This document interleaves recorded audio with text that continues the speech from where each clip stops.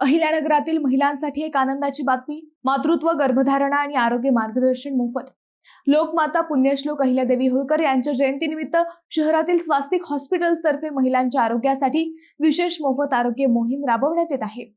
प्रसिद्ध स्त्रीरोग व प्रसूती तज्ञ डॉक्टर कल्याणी चौधरी पवार यांच्या मार्गदर्शनाखाली संपूर्ण महिनाभर मोफत मातृत्व सल्ला आणि तपासणी शिबिर आयोजित करण्यात आले आहे.